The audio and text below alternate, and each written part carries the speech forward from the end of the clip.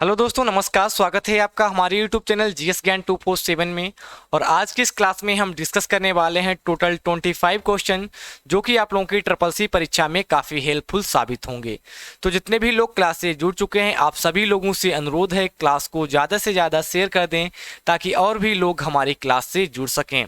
चलते हैं आज के पहले क्वेश्चन की ओर। आज का हमारा पहला क्वेश्चन है, पूछा गया है कौन सी डिवाइस प्रोग्राम और डेटा के बीच में अंतर समझ सकती है। आप लोगों को बताना है वो कौन सी डिवाइस है जो प्रोग्राम और डेटा के बीच में अंतर को समझती है। पहला ऑप्शन है हमारे पास आउटपुट डिवाइस, ऑप्शन बी है मेमोरी, ऑप्शन सी है इनपुट डिवाइस तथा लास्ट ऑप्शन है हमारे पास माइक्रो प्रोसेसर। आप लोगों को राइट आंसर पिक करना है कौन सी डिवाइस है जो डेटा और प्रोग्राम के बीच के अंतर को समझती है।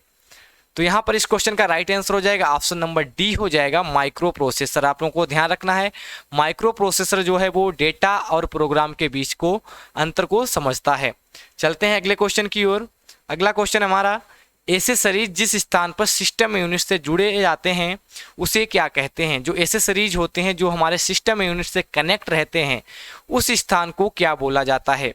पहला ऑप्शन है हमारे पास बस बोला जाता है, ऑप्शन बी है पोर्ट, ऑप्शन सी है रिंग तथा लास्ट ऑप्शन है नन ऑफ दीज। आप लोगों को बताना है कि जिस स्थान पे एसेसरीज जुड़े होते हैं वो स्थान क्या कहलाता है।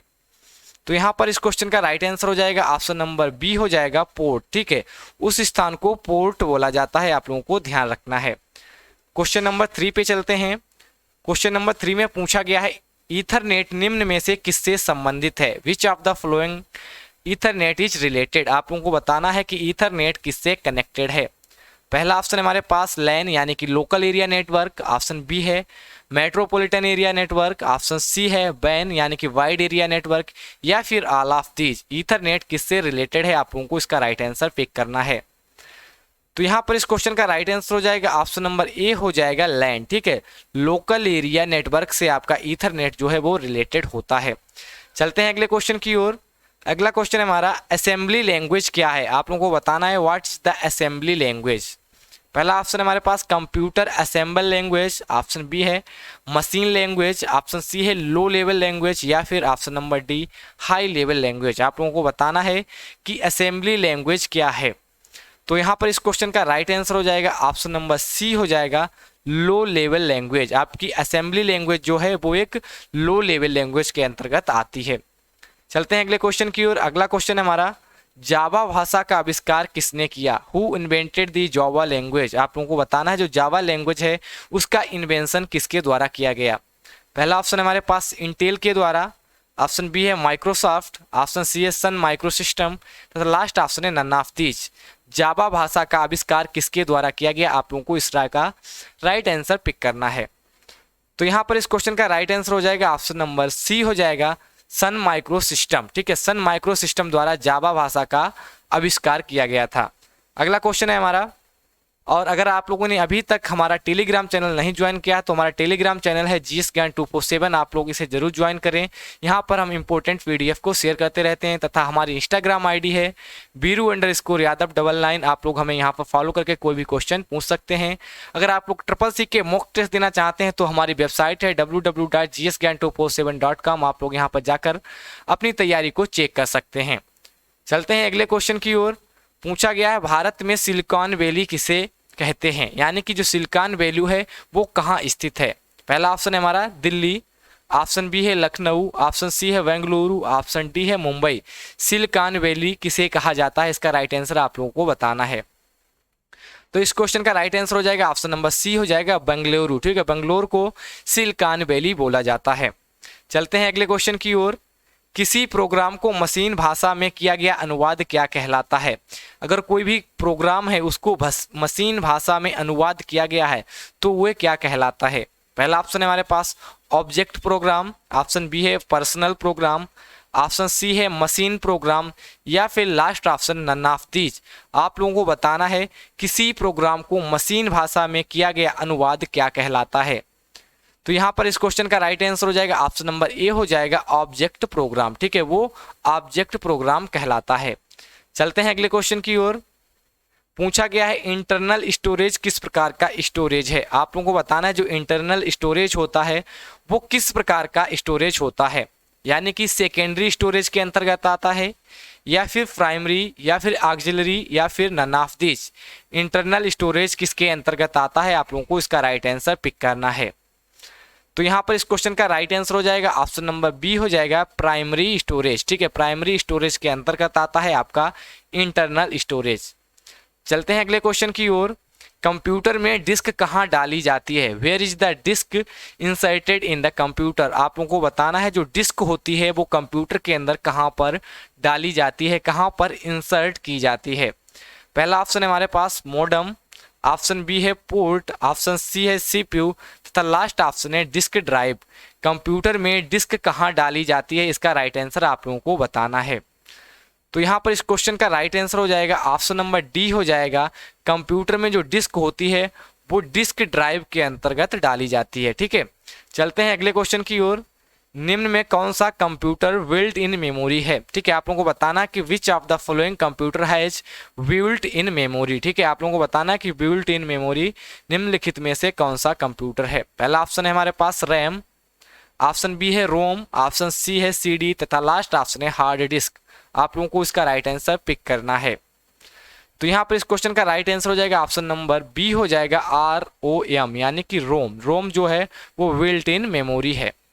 अगला क्वेश्चन है हमारे पास, मैक एड्रेस का पूरा नाम क्या है। आप लोगों को बताना है जो मैक एड्रेस होता है जिसकी फुल फॉर्म होती है मीडिया एक्सेस कंट्रोल, इसकी फुल फॉर्म होती है। तो आप लोगों को बताना है कि मैक एड्रेस का फुल फॉर्म क्या होता है। पहला ऑप्शन है हमारे पास media access coding, option B है media access control, option C है मीडिया एक्सेस कोड तथा लास्ट ऑप्शन है नन ऑफ दीज। जैसा कि अभी हमने आपको बताया कि इसकी जो फुल फॉर्म हो जाएगी वो हो जाएगी मीडिया एक्सेस कंट्रोल। अगला क्वेश्चन है हमारे पास, कैड का संबंध निम्न में से किससे है। आप लोगों को बताना है कि जो कैड है वो किससे रिलेटेड है। Which of the following is related CAD. CAD जो है वो किससे रिलेटेड है, अकाउंट से रिलेटेड है, मीडिया से रिलेटेड है, साइंस से रिलेटेड है, या फिर डिजाइन से रिलेटेड है। जो आपका कैड है वो किससे संबंध रखता है, इसका आपको राइट आंसर पिक करना है। तो यहाँ पर इसका क्वेश्चन का राइट आंसर हो जाएगा ऑप्शन नंबर डी हो जाएगा डिजाइन से। जो आपका कैड है वो डिजाइन से संबंध रखता है। चलते हैं क्वेश्चन नंबर 13 की ओर। क्वेश्चन नंबर 30 में पूछा गया है कंप्यूटर को स्टार्ट या रीस्टार्ट करने का मतलब क्या है। काफ़ी अच्छा क्वेश्चन है। आप लोगों को बताना है कि what does it mean to start और रीस्टार्ट कंप्यूटर, यानी कि कंप्यूटर में स्टार्ट और रीस्टार्ट करने की प्रोसेस को क्या कहा जाता है। पहला ऑप्शन है एग्जिट, ऑप्शन बी है बूट, ऑप्शन सी है स्विच ऑन, ऑप्शन डी है नन ऑफ दीज। आप लोगों को बताना है कि इसका राइट आंसर क्या हो जाएगा। तो यहाँ पर इसका राइट आंसर हो जाएगा ऑप्शन नंबर वी हो जाएगा बूट। ठीक है, स्टार्ट और रीस्टार्ट करने की प्रक्रिया क्या कहलाती है, बूट। अगला क्वेश्चन है हमारे पास, इनक्रिप्शन में डेटा निम्नलिखित में किस में परिवर्तित हो जाता है। इनक्रिप्शन एक प्रक्रिया होती है, उस प्रक्रिया में हमारा डाटा किस में कन्वर्ट हो जाता है, इसका राइट आंसर आप लोगों को बताना है। पहला ऑप्शन है हमारे पास सिफर में, ऑप्शन बी है डिफर, ऑप्शन सी है स्ट्रिंग तथा लास्ट ऑप्शन है वर्ड। इनक्रिप्शन प्रक्रिया में हमारे डेटा जो है वो किस में कन्वर्ट हो जाता है, इसका राइट आंसर आप लोगों को बताना है। तो यहाँ पर इस क्वेश्चन का राइट आंसर हो जाएगा ऑप्शन नंबर ए हो जाएगा सिफर में वो है कन्वर्ट हो जाता है। अगला क्वेश्चन है हमारे पास, पूछा गया है वार्म बूट का दूसरा नाम क्या होता है। जो वार्म बूटिंग होती है उसका सेकेंड नाम क्या होता है, आप लोगों को बताना है। पहला ऑप्शन है हमारे पास शट डाउन, ऑप्शन बी है रीस्टार्ट, ऑप्शन सी है वार्म स्टार्ट, ऑप्शन डी है स्लीप। वार्म बूट की प्रोसेस का दूसरा नाम क्या है। तो यहाँ पर इस क्वेश्चन का राइट आंसर हो जाएगा ऑप्शन नंबर बी हो जाएगा रीस्टार्ट। ठीक है, रीस्टार्ट की प्रक्रिया को वार्म बूट कहा जाता है। कभी कभी पूछा जाता है कोल्ड बूटिंग क्या होती है। तो कोल्ड बूटिंग वो होती है अगर हमारा पीसी जो है वो स्विच ऑफ है, अगर हम उसको खोल रहे हैं शुरुआत में तो वो कोल्ड बूटिंग कहलाता है। अगर हम उस पीसी को रीस्टार्ट करते हैं तो वो वार्म बूटिंग कहलाता है। ठीक है, चलते हैं अगले क्वेश्चन की ओर। पूछा गया है निम्न में कौन सी standard pointing device graphics user environment में उपयोग होती है। क्वेश्चन है कि वो कौन सी पॉइंटिंग डिवाइस है जो ग्राफिक्स यूजर इन्वायरमेंट के लिए उपयोगी होती है।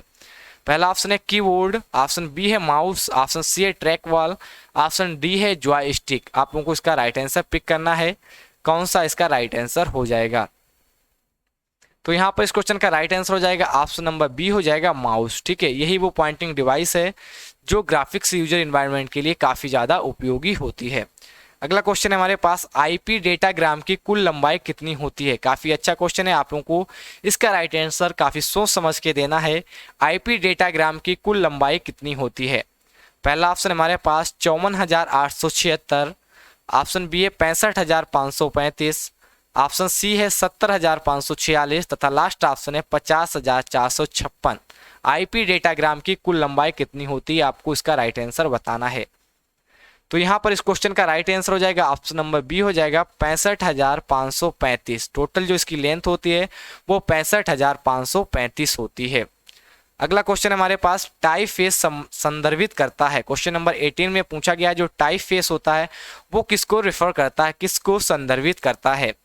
पहला ऑप्शन है कैरेक्टर की ऊंचाई यानी कैरेक्टर की जो हाइट होती है इसको, या फिर ऑप्शन नंबर बी कैरेक्टर का घनत्व यानी कि कैरेक्टर की डेंसिटी, तथा ऑप्शन नंबर डी है डिजाइन और कैरेक्टर की उपस्थिति, या फिर ऑप्शन नंबर डी कैरेक्टर का तिरछा होना। टाइप फेस किसको संदर्भित करता है, इसका राइट आंसर आप लोगों को बताना है। तो यहाँ पर इस क्वेश्चन का राइट आंसर हो जाएगा ऑप्शन नंबर सी हो जाएगा, टाइप फेस डिजाइन और कैरेक्टर की उपस्थिति को दर्शाता है यानी कि उसको संदर्भित करता है। क्वेश्चन नंबर 90 में पूछा गया है कार्ड का पूरा नाम क्या है। CARD का फुल फॉर्म पूछा गया है। पहला ऑप्शन हमारे पास card action read data, option B है computer aided research and development, option number C है हमारे पास centre aided read document, option number D है नन ऑफ दीज। कार्ड का पूरा नाम क्या है, इसका राइट आंसर आप लोगों को बताना है। तो यहाँ पर इस क्वेश्चन का राइट आंसर हो जाएगा ऑप्शन नंबर बी हो जाएगा computer aided research and development. ठीक है, कार्ड का फुल फॉर्म होता है computer aided research and development. अगला क्वेश्चन है हमारे पास क्लाउड क्यूब मॉडल में कितने प्रकार के आयाम होते हैं। काफी शानदार क्वेश्चन है, कई बार CCC की परीक्षा में ये क्वेश्चन पूछा हुआ है। क्लाउड क्यूब मॉडल में कितने प्रकार के आयाम होते हैं, इसका राइट आंसर बताना है। पहला ऑप्शन है हमारे पास option number A 5, option number B है 6, ऑप्शन नंबर सी है 4 तथा लास्ट ऑप्शन है 3। क्लाउड क्यूब मॉडल में कितने प्रकार के आयाम होते हैं आप लोगों को बताना है। तो यहाँ पर आप लोगों को राइट आंसर हो जाएगा ऑप्शन नंबर सी हो जाएगा, 4 प्रकार के आयाम होते हैं क्लाउड क्यूब मॉडल के अंदर। अगला क्वेश्चन है हमारे पास निम्नलिखित में किस विजार्ड का ऑप्शन होता है। आप लोगों को बताना है कि निम्नलिखित में किस विजार्ड में ऑप्शन होता है। पहला ऑप्शन है एडिट, ऑप्शन बी है फाइल, ऑप्शन सी है टूल, ऑप्शन डी है फॉर्मेट। तो यहाँ पर इस क्वेश्चन का राइट आंसर हो जाएगा ऑप्शन नंबर वी फाइल। ठीक है, इसका राइट आंसर हो जाएगा ऑप्शन नंबर वी फाइल। अगला क्वेश्चन है हमारे पास चार्ट में डिफॉल्ट रूप से दिखाई देने वाला लीजेंड किस तरफ दिखाई देता है। जो चार्ट होता है उसमें डिफॉल्ट, ठीक है, बाय डिफॉल्ट रूप से दिखाई देने वाला जो लीजेंड होता है वो किस तरफ दिखाई देता है, दाएं तरफ, बाएं तरफ, या बीच में, या फिर बॉटम यानी कि नीचे। इसका राइट आंसर आप लोगों को बताना है। तो यहाँ पर इसका राइट आंसर हो जाएगा ऑप्शन नंबर ए हो जाएगा दाईं तरफ। ठीक है, ये दाईं तरफ दिखाई देता है। चलते हैं अगले क्वेश्चन की ओर। कंप्यूटर में डिस्क कहाँ लगाई जाती है। कंप्यूटर में अगर डिस्क लगानी है तो हम कहाँ पर लगाएंगे। पहला ऑप्शन है मॉडम में लगाएंगे, ऑप्शन बी हार्ड ड्राइव में, ऑप्शन सी है CPU में यानी कि सेंट्रल प्रोसेस यूनिट में, या फिर डिस्क ड्राइव में। आप लोगों को बताना है कि कंप्यूटर डिस्क कहाँ लगाई जाती है। तो इसका राइट आंसर हो जाएगा ऑप्शन नंबर डी हो जाएगा डिस्क ड्राइव में। कंप्यूटर में डिस्क जो है वो डिस्क ड्राइव में लगाई जाती है। तो ये थे आज के 23 क्वेश्चन। आशा करते हैं आप लोगों को वीडियो पसंद आई है। अगर वीडियो पसंद आई है तो वीडियो को लाइक करें तथा शेयर करें तथा हमारे टेलीग्राम चैनल को जरूर ज्वाइन करें, क्योंकि हम यहाँ पर इंपॉर्टेंट PDF भेजते रहते हैं।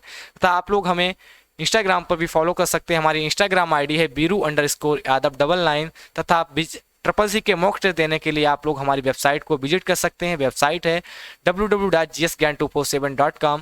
Thank you for watching, thank you, धन्यवाद, बाय बाय, टेक केयर।